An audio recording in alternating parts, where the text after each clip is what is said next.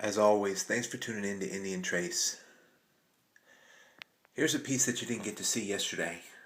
And what you're looking at is Time for Me to Clear Out March. This is Strawberry Quartz. And it is a relief that you're looking at. That goes from here all the way back. It's hard with the light to see it, I think.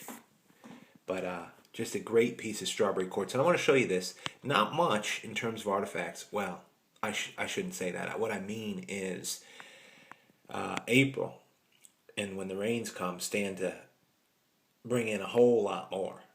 This represents about a month, maybe a little more than a month of what I'm going to try to find a good place for. A couple of these will have another home, maybe 4 of these, maybe 5, and I'll keep a few, and that's just the way it rolls. I'm going to give you a close-up of some of these, which are just spectacular to me, and I'm just going to finish up March and push it on forward. We're already into April, and just some really great conversation pieces here, just worthy of display. Eastern North Carolina, North American Indian artifacts. Some curious pieces there. First, take a look at these. A couple books. And I have wanted, and from time to time, done some book reviews. I'm not going to say a whole lot about them, except I read a lot more than just these two. But when I find books that are actually perfect to broaden my understanding and perfect to help me out in my understanding about pre-Columbian North American Indian here, that I like to put a shout out for him. This book is spectacular, right here, and you can always pause it to get the author and a look at it.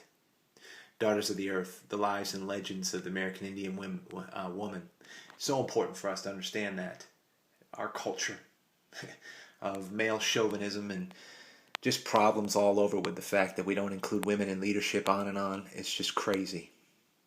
That book right here is an awesome book. I'm not all the way finished, but it's all the way already touched me. This is really good writing, and which I really appreciate. This book, which is compiled by E.C. McLaughlin, I think you can get that name if you pause it.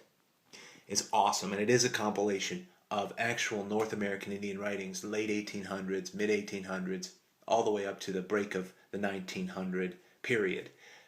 Their actual writings. It is an incredible book. Again, I'm not completely finished, but it's already just, I look forward to reading both of these every night. This is an awesome book. If you like reading, check it out. I never really pay more than $1.50, $2 for a book, and you get them off Amazon.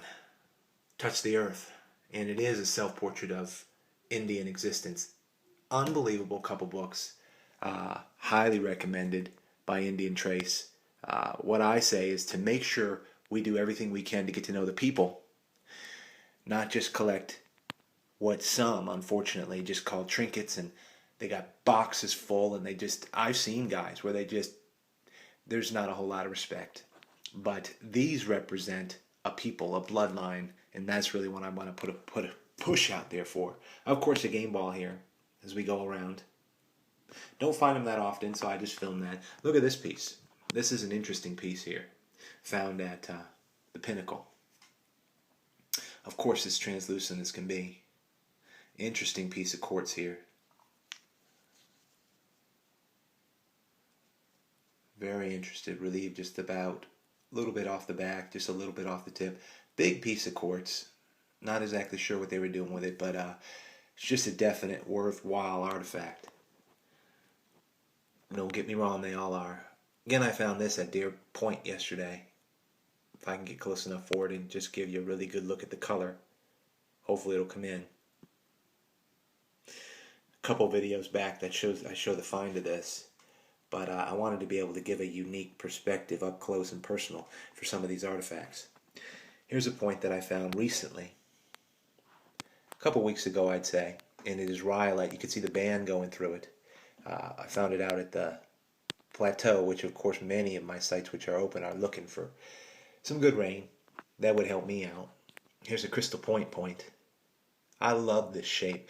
This is gonna, like I said, a lot of these I have somebody in mind for, where I'm just gonna make sure they find a good home. This one is gonna find another home. It's a nice point. Not sure where I'm gonna put this one though. I'm not sure where it's gonna go. Look at this point right here. The jump off. It was live, but perfect lighting here this afternoon. Natural light. I just figured I'd take 10 minutes and throw these on here and do it. What a fabulous point this is. Since I don't have that many, I can handle them and show you guys. Some of you guys don't find quartz. Hard material. So this stuff, the way it's sharpened, and just put it on the end of a stick, put it on the end of your arrow, and you're ready to go. Especially since this piece, let me just get the focus here, was found right across the street from this piece. They do incredible work. This was on camera. Here's what it looks like clean.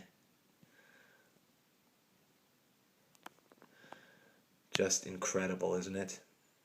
Look at the serrations on this thing.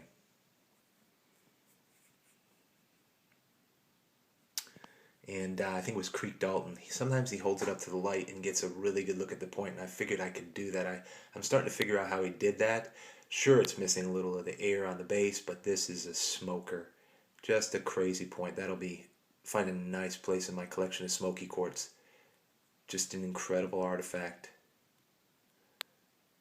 You know? The neat thing about that piece, and I'll jump down here, is this came from 20 steps difference where that is. Just great workmanship. This point I happen to love because I love them when they're strong, visibly, durably strong, and even on the thicker side. Right? Anyway, I don't want to take too much time. This, of course, came from the jump off. Just a great point. It's gonna have a different home, but quartz is fairly rare, so I wanted to put that on there. It's used a lot around here, but I know across the country, not everybody finds quartz. And to finish the show, this. Many of you know here on Eastern and on Indian Trace, Eastern North Carolina, a prime specimen of the Guilford round.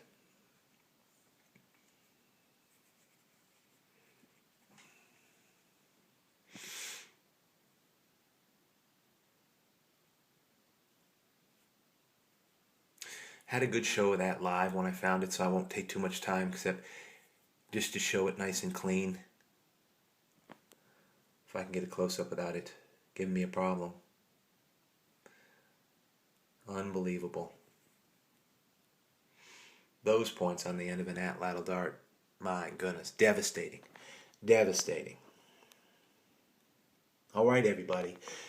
On behalf of the North American Indian and Eastern North Carolina, remember those books. Go back, pause it, check them out. Hey, it's worth $2. I'm telling you what, you get it for $3. I mean, it will change your life to read those couple books.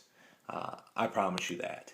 And anyway, just want to thank you for tuning in to Indian Trace. And again, thanks for tuning in.